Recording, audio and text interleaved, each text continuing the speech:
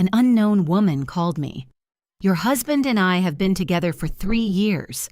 You two are strangers to each other." I calmly replied, "I know." She was caught off guard. What I did next made her. "Good day, dear listeners. It's Briella again. I'm glad you're here with me. Please like this video and listen to my story till the end, and let me know which city you're listening from. That way I can see how far my story has traveled." People always ask me when I knew. They expect me to say it was the phone call. It wasn't. The phone call was just the day everything stopped pretending. Daniel and I had been married for 11 years when the woman named Christine dialed my number on a Tuesday afternoon in October. 11 years of a house in Naperville, Illinois, with a porch I repainted myself every spring.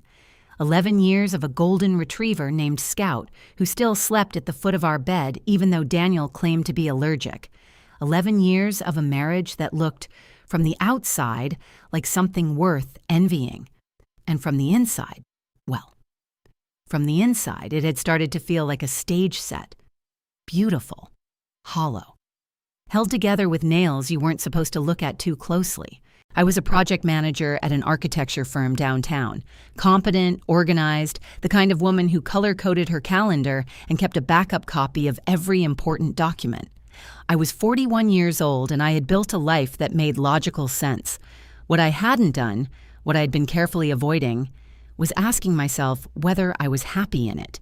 The warning signs had been there for over a year, maybe longer. I just hadn't let myself name them. It started small, the way these things always do.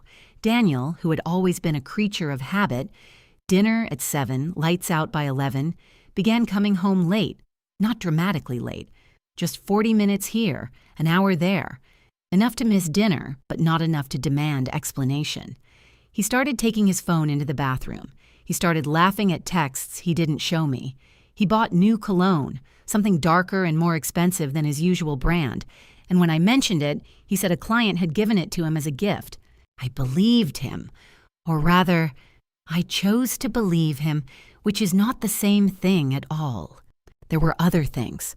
A weekend conference in Chicago that he'd never mentioned until 3 days before, a dinner with colleagues that left no charge on our joint card, a new habit of closing his laptop screen when I walked into the room, smooth and casual, the way you'd close a book if someone interrupted you mid-chapter.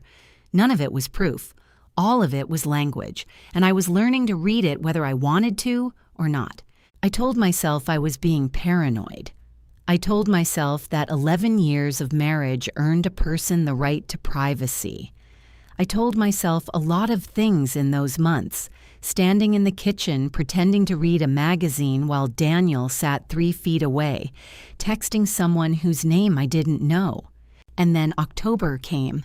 I was sitting at the kitchen island with a cup of coffee that had gone cold, going through invoices for a client project, when my cell phone rang. Unknown number. I almost didn't answer. I almost let it go to voicemail the way I did with most unknown numbers and returned to my spreadsheet and never knew. But I picked up. "Is this Rachel?" A woman's voice. Controlled but only barely, like someone who had rehearsed what he was going to say and was now discovering that rehearsal wasn't enough. "Yes," I said. "Who is this?" "My name is Christine. I think we need to talk." A pause. Then, "I've been with your husband for 3 years. We've been together for 3 years, Rachel. And I think you deserve to know that whatever you two have, it's been over for a long time." The kitchen was very quiet. Scout lifted his head from his bed in the corner, looked at me, put it back down. I thought about the closed laptop, the new cologne, the dinner that left no trace. "I know," I said. There was a silence on the other end of the line that I felt like a physical thing. Surprise collapsing into confusion, a script suddenly without its next line. You know," she repeated. "I know," I said again, my voice perfectly level. "Thank you for calling." And I hung up. I sat there for a long time after, my cold coffee untouched in front of me. Outside, the October wind moved through the maple in the front yard and the leaves came down in slow, unhurried waves. I watched them fall and I thought, you've been waiting for this. Not for the call. For the moment when you stop pretending you don't see what's right in front of you. I had known. Maybe not the name, maybe not the 3 years, maybe not the full shape of it. But I had known something was there, patient and quiet, waiting for me to look at it directly. Now I had. And the only question left was what I was going to do about it. I didn't cry that afternoon. I think that surprised me more than anything. The fact that my eyes stayed dry, that my hands didn't shake when I finally picked up the coffee cup and carried it to the sink. I stood at the kitchen window and watched Scout chase a leaf across the backyard, and I felt something I hadn't expected to feel. Clarity. Not happiness, not relief, nothing so simple as that, but a strange, clean clarity, like the air after a storm has finally broken, when everything smells of rain and honesty and the particular relief of things that can no longer be avoided. I gave myself that afternoon to feel whatever needed to be felt. I sat on the back porch with my knees pulled up, and I let myself be honest about the accounting of it. 11 years, not all of them bad. That was the complicated part. There had been a time early on when Daniel had been someone I genuinely admired. Smart, ambitious, capable of real warmth when he chose to show it. We had built something together, a home, a life with rituals and inside jokes and shared history. Scout. The porch I painted every spring. The drive to Michigan every August to see my mother. All of that had been real. And all of it had been, for at least 3 years, happening alongside something else. A parallel life I hadn't been invited to know about.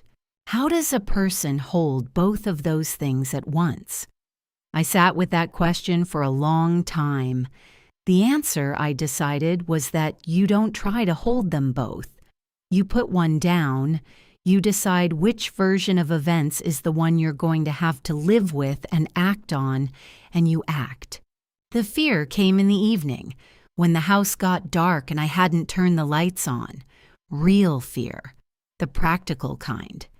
We had a joint mortgage on this house. We had a joint investment account. We had a will that left everything to each other. My name was on his health insurance through his firm because the architecture practice I worked for was small and our benefits were modest. We had built our finances together the way couples do, threading everything through each other until separation would mean not just an emotional unraveling, but a structural one. I was not a naive woman. I understood what divorce meant in practical terms. Attorneys, asset division, months or years of untangling. I also understood something else, something I had read once in a context I'd long forgotten and now found rising up with startling relevance. The spouse who prepares first prepares better. Daniel didn't know that I knew. Christine, thrown off by my 2 words and the click of a disconnected call, had likely spent the afternoon unsure what to do with a reaction she hadn't planned for. That uncertainty, that window of time before Daniel came home and either Christine called him or didn't, was something I could use. Not to be vindictive. I want to be clear about that because it matters. What I was feeling was not rage, not the desire to burn things down for the satisfaction of watching them burn. What I was feeling was something colder and more purposeful, the need to protect myself and to do it intelligently. I went to my home office and I opened my laptop. I began with what I knew. I had access to our joint accounts. Savings, checking, the brokerage account Daniel managed, but that bore both our names. I didn't touch anything. I didn't move a dollar. I just looked carefully and thoroughly, taking screenshots of every balance, every transaction going back 18 months. I saved everything to a folder on a cloud drive that Daniel had no access to, an account I'd set up years ago for personal files and never shared. Then I went to the filing cabinet in the corner, the one Daniel thought of as my territory and never opened, and I pulled out the folders I knew by heart, our mortgage documents, the deed to the house, the investment account statements that arrived by mail because Daniel preferred paper, both our life insurance policies, our federal tax returns for the last 5 years. I photographed every page. It was almost midnight when I sat back and looked at what I'd assembled. It was a portrait of a marriage in numbers and documents, and what it told me, clearly without sentiment, was that I was not in a weak position. The house had appreciated significantly since we bought it. The investment account was substantial. I had my own income, my own professional standing, my own credit history. I was not starting from nothing. I was starting from somewhere, and that somewhere was better than I'd feared. The plan that had begun as a vague shape in my mind, the sense that I needed to do something, that I needed to be strategic rather than reactive, started to take on edges and corners. Specificity. I needed an attorney, not just any attorney, a divorce attorney and a good one, before Daniel had any idea I was looking. I needed to know, too, exactly what I was dealing with, because Christine had given me a name and a number. 3 years. But she hadn't given me evidence. And evidence I was beginning to understand was going to matter. I closed the laptop. I had one more thing to do before Daniel came home. I went upstairs into the bathroom we shared, and I looked at myself in the mirror for a long moment. The woman looking back was calm. Tired, yes. Sad, in a way that went deeper than anger. But calm. You know what you need to do, I thought. Now do it. I went downstairs, turned the lights on, and started dinner. When Daniel came home at 9:30, I said hello and asked how his day was.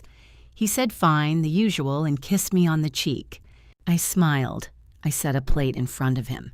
And I said nothing at all. I called the law office of Margaret Holt at 8:15 the next morning, from my car in the parking garage beneath my office building, with the engine still running and my coffee going cold in the cup holder for the second day in a row. Margaret Holt came recommended by a colleague, a woman at my firm who had been through her own divorce 4 years ago, and emerged from it, as she put it, with everything that mattered. That was the recommendation I needed, not someone who fought dirty, someone who fought smart. Her assistant gave me an appointment for Thursday, 2 days away. I took it, hung up, and sat for a moment listening to the hum of the parking garage and the distant sound of traffic on Michigan Avenue. 2 days. I could hold 2 days. I went to work. I sat through 3 meetings and a client presentation and a budget review that ran 40 minutes over, and I was present and competent and professional throughout, which had always been something I could manage even when my personal life was a mess. Compartmentalization was a skill I developed early and well. What I hadn't known until this week was that I would one day need it for something like this. Daniel texted at noon, "Might be late tonight. Project running over." And then 10 minutes later, a second text, "Don't wait up." I stared at the texts for a moment. 3 months ago, I would have felt that low, dull ache of disappointment. the familiar letdown of another evening alone. Now I felt something different. I felt it as information. He's with her, I thought, and I saved the texts, screenshot to the cloud folder, time-stamped and filed. That evening, alone in the house, I did what I had been putting off for months. I went back through our phone records. I'd always paid the bill, our accounts were in my name, and I pulled up the detailed statements online. 11 months, 12, back and back. There was a number that appeared with striking regularity, several times a day, every day, sometimes in the small hours of the morning. A number I didn't recognize. I searched it in a reverse directory. The listing that came up was for a Christine M. Alderman with an address in Evanston. I sat with that for a long time. Christine. The woman on the phone had said her name was Christine. The coincidence wasn't a coincidence at all. It was confirmation. I printed the phone records. I added them to the folder. Thursday came.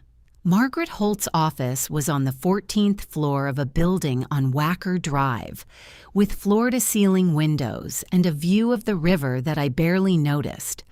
Margaret herself was 50-something, brisk without being cold, with reading glasses on a chain, and the manner of a woman who had heard every version of this particular story and remained usefully unsurprised by all of them. I laid everything on her desk, the financial documents, the phone records, the screenshots of the bank accounts, the note I'd made of Christine's call, date, time, exact words, my response. Margaret looked through it methodically, making small notes on a legal pad. When she finished, she took off her reading glasses and looked at me.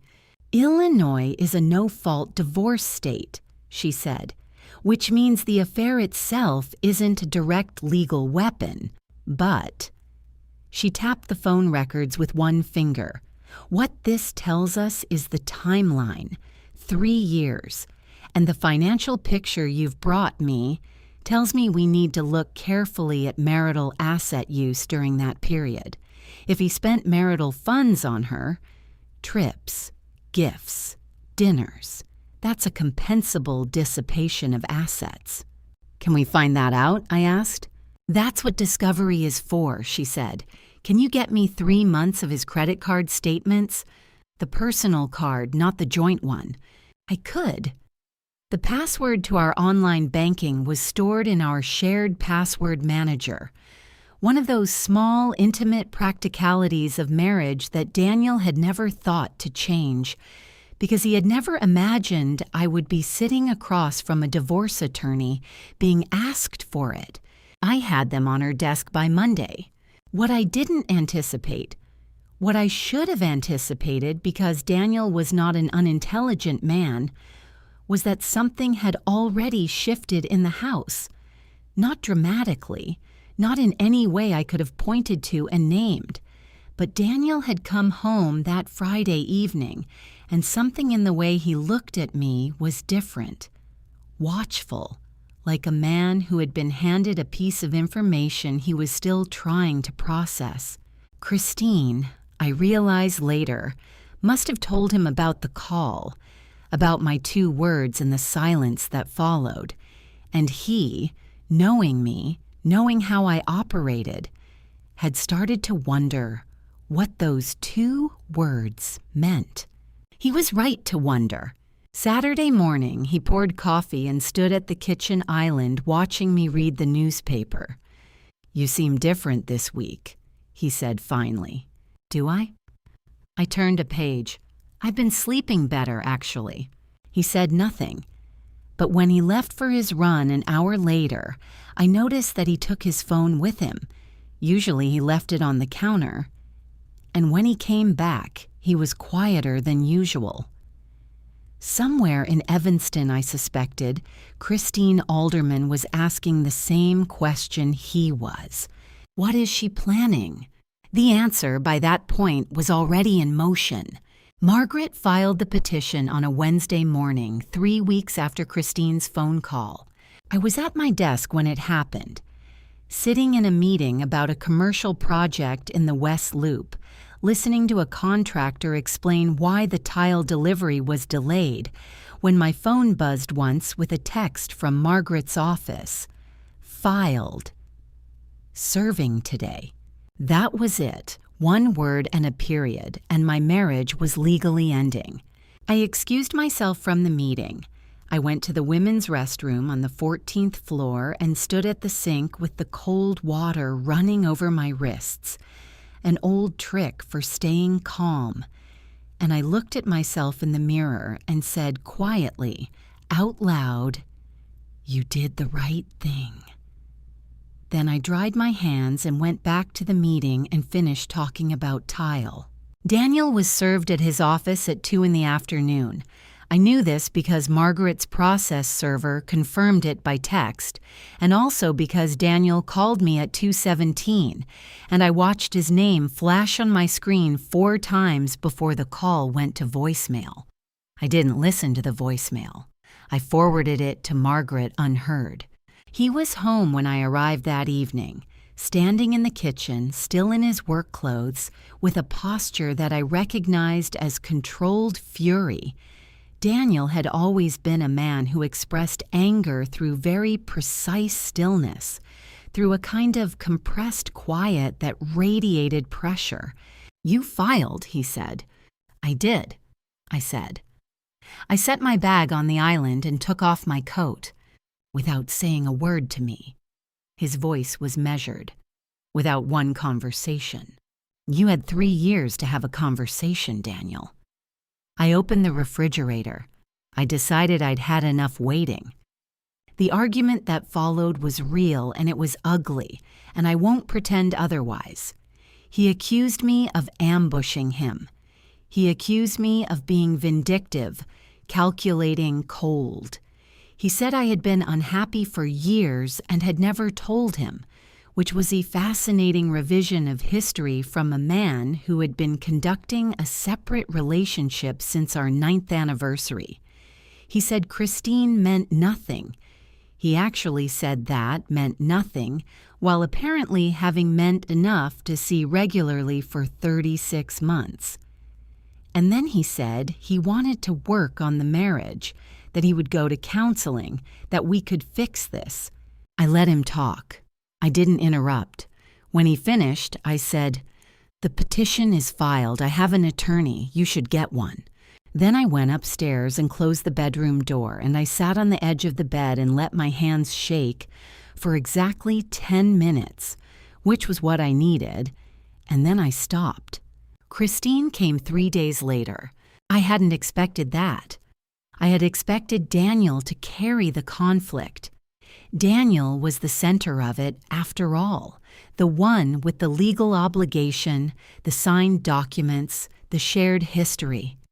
Christine had no standing in any of this, legally. She was a private citizen who had called a stranger's number and upended her own leverage in the process. But Christine came to my house. On a Saturday morning, while Daniel was, I realized later, deliberately elsewhere, she rang my doorbell. She was younger than I'd imagined from her voice, 34, maybe 35, with the particular confidence of someone who has decided she is the wronged party in a story that has wronged her not at all.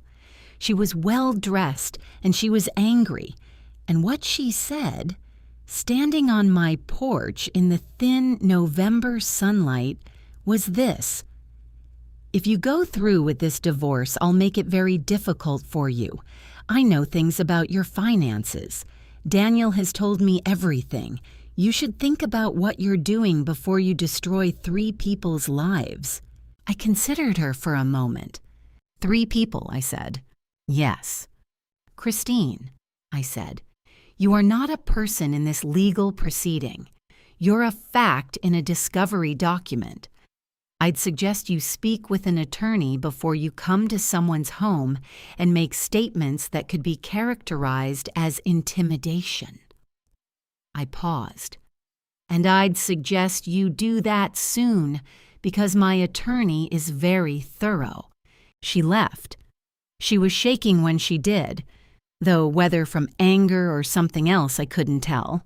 That night, I drove to a hotel in Oak Park and checked in for 3 nights under my own name and credit card. Not hiding, Daniel knew where I was. I left a note. Margaret knew my number. Just distance, space.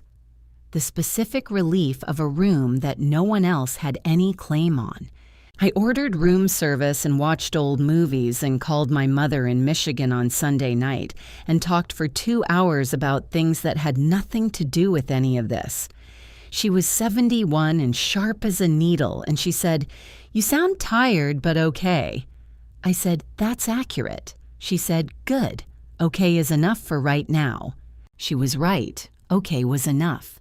I drove home Monday morning, rested in the way that only stillness can restore, and I was ready for whatever came next. The house felt different when I came back on Monday. Not hostile, just reconfigured, the way a room feels after the furniture has been shifted slightly. Daniel was still living there. We had made no formal arrangements yet about the residence, and Margaret had advised me not to vacate voluntarily. He was staying in the guest room. We moved around each other with a careful, almost choreographed politeness that was more exhausting than open conflict would have been. He tried a different approach that first week. Not the compressed fury of the night he was served, not the accusations and revisionist history. Something softer. He left coffee made in the morning. He brought home Thai food on Tuesday from the place on Clark Street that had been a staple of our early years together, before the house, before the accumulation of a life. He set it on the island without comment and went to his room. I ate it. It was good. It changed nothing.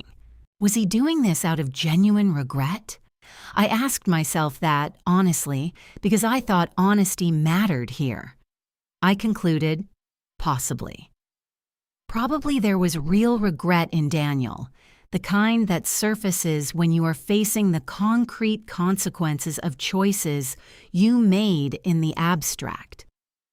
Regret and repentance are not the same thing, and neither of them were relevant anymore. The petition was filed. The process was in motion. What Daniel felt about it was something he would have to carry on his own.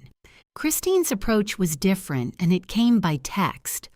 To my cell phone, from a number I didn't have saved, but whose identity I recognized immediately.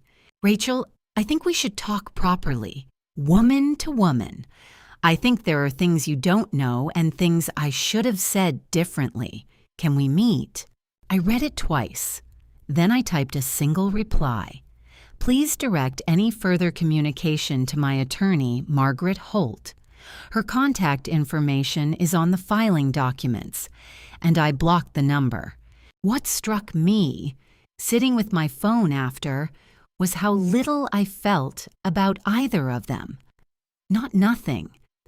I am not a person without emotion, and I am not going to pretend to a coldness I didn't have.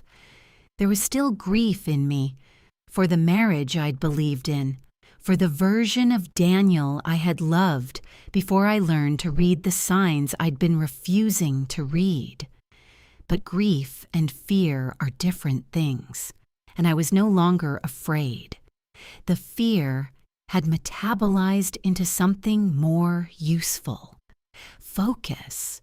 I noticed in those weeks that the antagonists, because that was how I had begun to think of them, as a unit with shared interests rather than two separate people, had gone quiet. They were watching, waiting to see if I would flinch. Daniel had stopped the gestures after the Thai food went unremarked. Christine had gone silent after my text. They were, I understood, recalibrating, deciding what to try next. Let them recalibrate. I had other things to do. I called Elena. Elena Vasquez had been my closest friend since we'd met at a professional development conference in 2016 and discovered, over terrible conference center wine, that we had almost identical taste in books and almost opposite taste in men, and that this combination made for a very good friendship. She was a family law paralegal, not in Margaret's office, in a different firm, in a different specialty, and she was, more importantly, a person who told me the truth. I told her everything over dinner at her apartment in Lincoln Square. All of it, from the first signs to the call to the hotel room in Oak Park. She listened without interrupting, which was one of her great gifts, and when I finished, she topped off my wine and said, "Okay, what do you need from me?" "Honestly," I said, "I need someone to remind me periodically that I'm not crazy and I'm doing the right thing." "You're not crazy and you're doing the right thing," she said immediately. "What else?" What else turned out to be quite a lot. Elena came with me to my second appointment with Margaret. She helped me draft a careful, factual email to my HR department about updating my insurance beneficiary designations, something I should have done years ago. She sat with me on a Sunday afternoon while I made a list of every mutual friend Daniel and I shared. Not to strategize, just to think clearly about what that social landscape would look like, who would know what, who would likely be supportive and who would be uncomfortable. The list was illuminating. There were people who had always been more Daniel's friends than mine. Colleagues from his firm, a couple from the neighborhood who had bonded with him over a shared obsession with grilling. And there were people who were, when I was honest about it, mine. My college roommate, Diane, now in Seattle, who called me twice a month regardless. My colleague, Priya, who had covered for me more than once during bad weeks. Elena, of course. The support was there. It had always been there. I just hadn't known until now how badly I would need it and how grateful I would be that it was solid. I was not alone. That knowledge, simple, practical, verifiable, was its own kind of armor. I went to bed that Sunday night and slept 8 hours without waking. Whatever was coming next, I was ready for it. They came on a Thursday evening together. I hadn't anticipated that. The together part.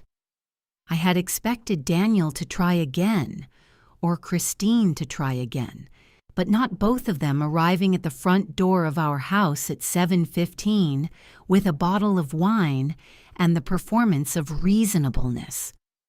I saw Christine's car pull up behind Daniel's in the driveway from the upstairs window, where I was reviewing documents for a client meeting the next morning. I watched them walk up the front path side by side, and I felt something go very still inside me. So that's how they're going to play it, I thought. I went downstairs and opened the door before they could ring the bell. Daniel had the wine. He held it up slightly, a gesture meant to look conciliatory, and said, "We just want to talk, Rachel. 5 minutes." 5 minutes, I said. Not yes, not no. I stepped back from the door. They sat in the living room, Daniel on the couch, Christine in the chair nearest the window that I'd always particularly liked. That detail registered with me, and I filed it away without comment.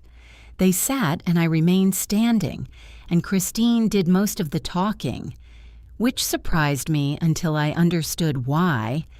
Daniel was the one with legal exposure. Christine was the one who could speak without consequences. She had refined her approach since the porch.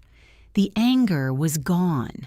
Or rather, it had been smoothed over with something that looked like sincerity, and might, in different circumstances, have been more convincing. She talked about how no one in this situation had meant for things to get to this point. She talked about how divorce was destructive and expensive. "You both know this," she said, looking at me, and how reasonable people found ways to reach agreements that worked for everyone. She talked about the house, specifically. She'd done research, she said, and she knew that a contested divorce in Illinois could take 18 months or more. "Think about what that does to the asset," she said. "Think about what that does to your life, Rachel, for a year and a half." I watched her face while she spoke. She was intelligent. I'll give her that. She had framed a threat as practical advice and personal concern, and she'd done it smoothly enough that if I had been a different kind of person, angrier or more frightened or less prepared, I might have heard it as care. But I'd had Margaret Holt explaining the actual landscape to me for 3 weeks. I knew what a contested divorce in Illinois looked like. I knew what discovery meant for Daniel's personal credit card statements.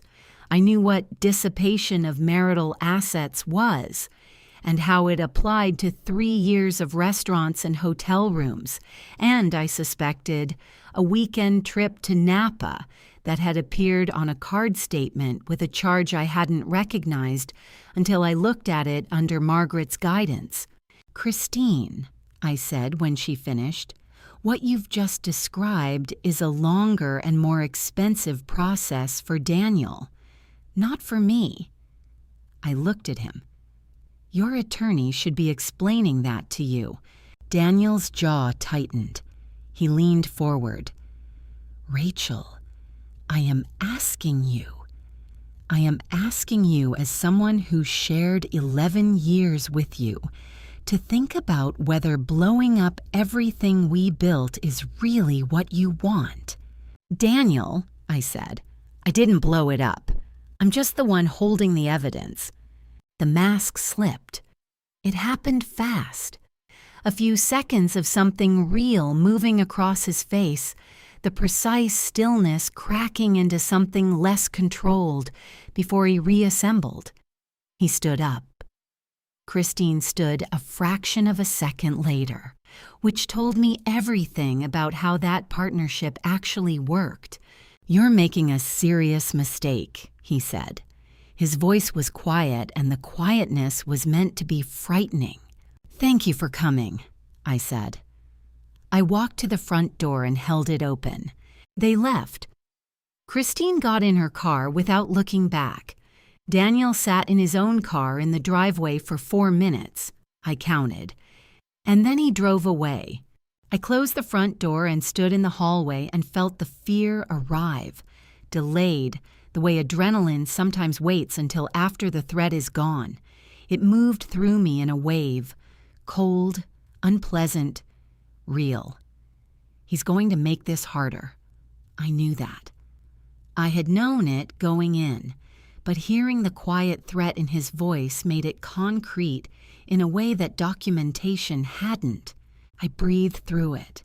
I stood in my hallway and I breathed, and after a few minutes, the fear settled into something I recognized from the first night after the phone call. Clarity. Not comfort, not the absence of risk, just the knowledge that I had seen them without their masks on now, and what was under the masks was smaller than I'd feared.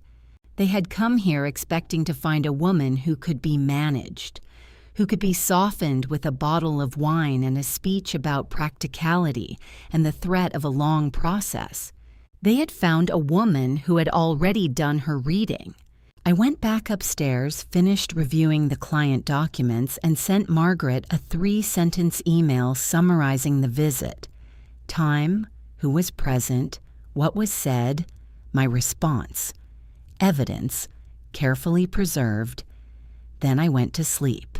The deposition was scheduled for a Tuesday in February, 4 months after I'd filed. Margaret had pushed for discovery to be thorough. The credit card statements had yielded what she'd suspected, 37 months of expenditures that told a clear story. Restaurants, hotels, a weekend in California that Daniel had claimed was a client trip to visit a Bay Area architecture firm, a jewelry purchase at a boutique on Oak Street that had never appeared in our home. Total dissipated marital assets. Margaret put the figure at just under $30,000. The deposition was going to matter. I wore charcoal gray that morning. Not a power suit. I wasn't interested in theater, just clean, professional, appropriate. I drove myself to Margaret's building, parked in the garage, rode the elevator up, and said good morning to her assistant with exactly the same manner I would have used on a regular workday. Margaret looked at me when I came in and said, "How are you feeling?" I said, "Ready." She nodded as if this was the right answer, which it was. Daniel arrived with his attorney, a man named Gerald Park, whom Margaret had described to me in advance as competent but conservative. He'll try to minimize, not fight. Christine arrived separately with no attorney, which told me her attorney had advised her not to come, and she'd ignored that advice, which told me something important about her judgment under pressure. The deposition room was a conference room on the same floor as Margaret's office. Neutral territory, rented for the day. Round table, water glasses, a court reporter in the corner with her machine. Fluorescent light and the faint smell of the building's recycled air. Margaret opened with the financial records. She laid them out methodically, statement by statement, and asked Daniel to identify each charge. Gerald Park objected twice on form grounds. Both objections were noted and overruled by the arbitrator sitting at the head of the table. Daniel answered in monosyllables where he could, and in vague phrases where he couldn't avoid it. He was controlled, but control under sustained, specific questioning is a different thing than control in the kitchen of your own home, where you can walk away. He couldn't walk away here.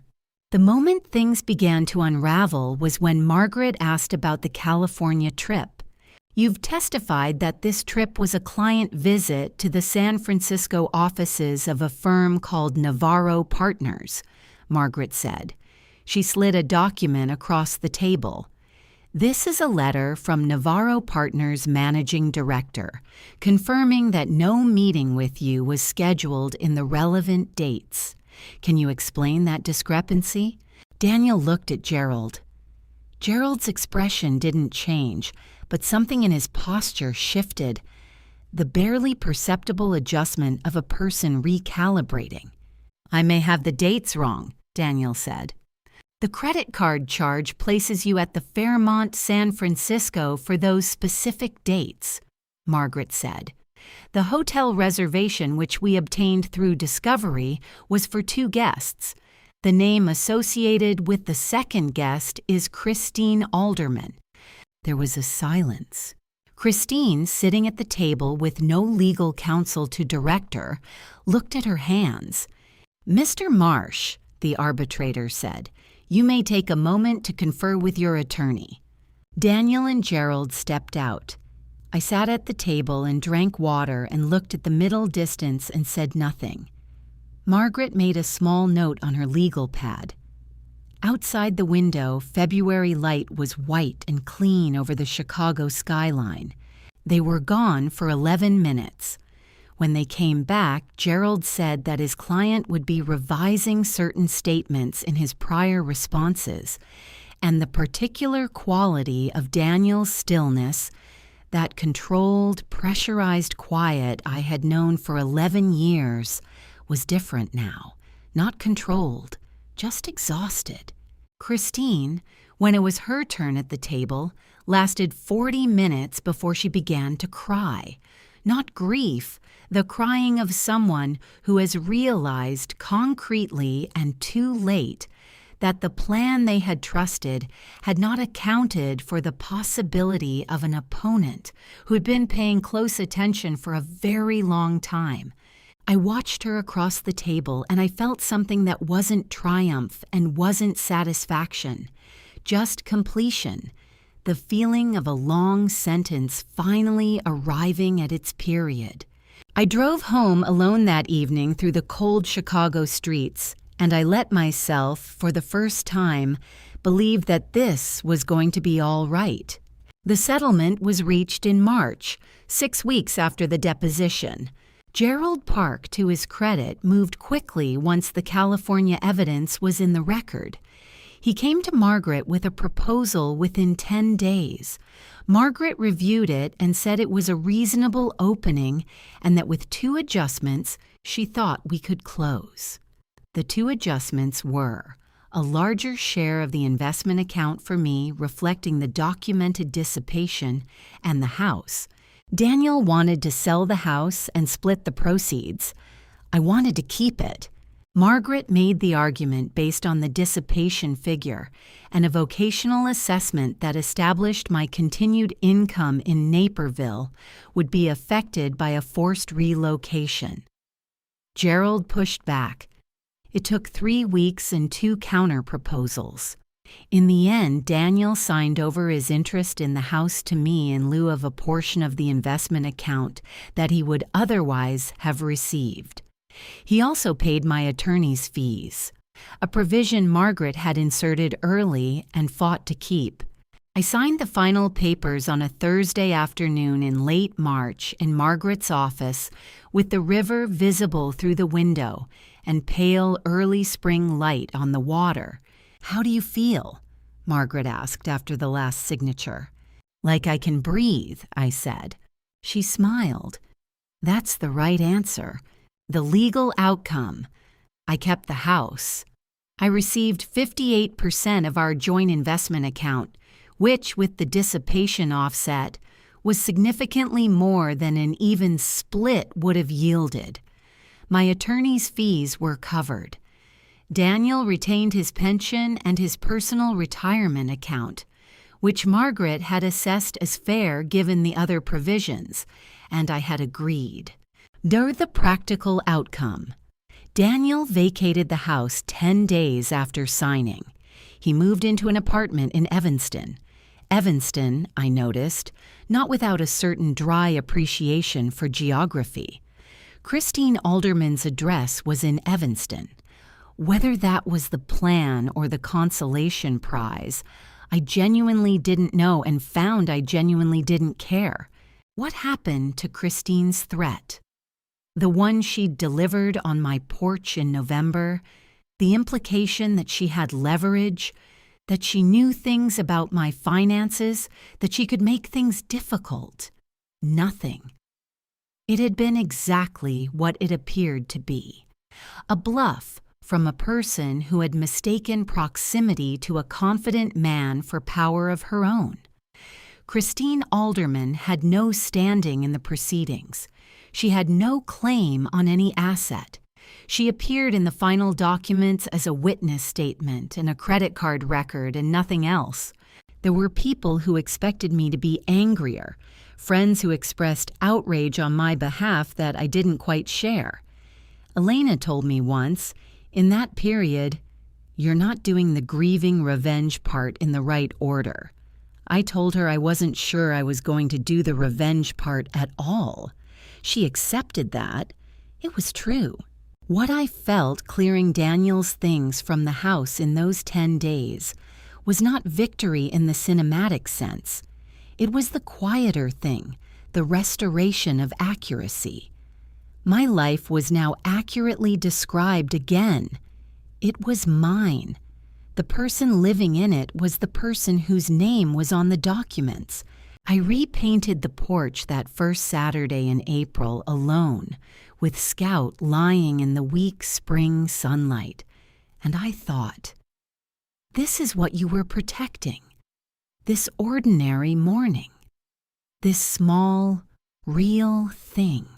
That was enough, more than enough. It was, in fact, everything. The year that followed the divorce was the best year I'd had in a long time. I want to say that plainly, without qualification, because I think there's a tendency in stories like mine to soften the good news, to hedge it with loneliness or ambiguity, or the suggestion that victory is never quite what you hoped. Mine was. It was what I hoped. I kept the house, and I kept Scout, and I kept the porch. I painted every spring. I also, gradually, kept more of myself than I had realized I'd been giving away. I started cooking again, properly, with interest, not just the functional weeknight meals of a busy couple running on parallel tracks. I started going to the Art Institute on Sunday mornings, something I'd always wanted to do and had somehow never managed in 11 years of marriage. I said yes to things I'd previously said a conditional, Daniel-dependent yes to. A weekend trip with Elena to the Wisconsin Dells in July. A gallery opening Priya invited me to. My mother's invitation to spend Thanksgiving in Michigan for the first time in 4 years. At work, something shifted too. I had always been competent. I became, that year, unusually effective. A senior partner at the firm offered me a role managing a significant commercial development in the South Loop. I took it. By November, I had negotiated a title change and a salary adjustment that brought my annual income to a figure I'd been circling for years without quite reaching. I was not miserable. I want to say that again because it seems important. I was not performing happiness for an imagined audience. The Tuesday evenings alone in the house were sometimes quiet in a way that sat heavily. There were days when I missed the version of Daniel I'd believed in, the one I'd married, the one who might have been real once. Grief doesn't resolve on a schedule, but it changes, and it had changed enough that by the end of that first year, I recognized my own life as mine again, and that recognition felt like coming home in a way that the house itself, for too many years, had not. My mother noticed. "You sound like yourself," she said on one of our Sunday calls. I said, "I think I am." She was quiet for a moment, and then she said, "Good. That took longer than it should have." I laughed, and the laugh was real. As for Daniel and Christine, I want to be honest here too. I am not a person who spent hours tracking their lives on social media or through mutual acquaintances. What I know, because Naperville is not a large town, and Elena has a gift for keeping her ear to the ground without being unkind about it. Daniel moved to Evanston. He did move in with Christine, initially. By July of that first year, mutual acquaintances, people who knew Daniel through his firm, had mentioned that things between them were strained. The specific nature of their difficulties I don't know and don't need to know. What I do know is that by December, Daniel had moved out of Christine's apartment and into his own rental, and that when a colleague of mine ran into him at an industry event that winter, she told me afterward that he had seemed tired. Diminished was the word she used, and then she looked at me as if waiting to see how I'd receive it. I received it without satisfaction and without sorrow. It was simply what it was. Christine Alderman had called my number 1 October Tuesday with the confidence of a person holding all the relevant information. She'd been wrong about what information was relevant. The things she had offered Daniel, the excitement, the freedom from the ordinary, the particular flattery of a relationship with no household budget and no aging dog to factor in, had not translated into a life that held up when it became ordinary itself. This is the thing about the thrill of a secret. It doesn't survive becoming the main story. I am not glad they were unhappy. I want to be precise about that. I did not wish suffering on either of them. What I wished was what I got.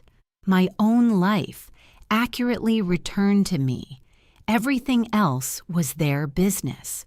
There was one more thing. In June of that first year, almost exactly 8 months after Christine's call, I was in my back garden, the small garden I'd been neglecting for years and had finally started to reclaim, pulling up dead things and putting in new ones, when Scout came bounding across the yard with something in his mouth.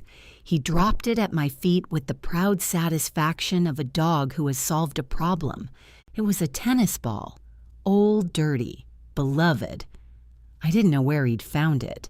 I threw it for him across the yard and watched him tear after it, and I stood in my garden in the June afternoon light and felt for a moment like everything was exactly the right size.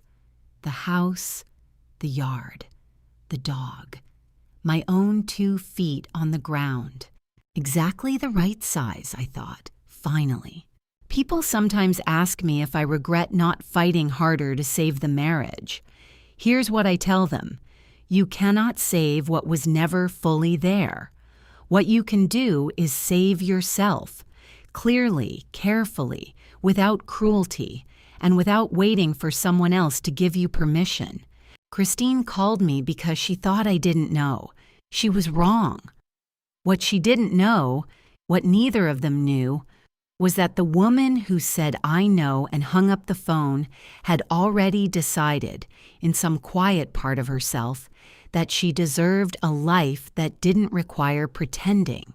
If you're in a room right now nodding at this story, trust what you already know. The clarity you keep talking yourself out of. It's not paranoia, it's information. What would you have done with that phone call? Leave your answer in the comments. I read every one of them. And thank you, genuinely, friend, for spending this time with this story. It mattered to tell it.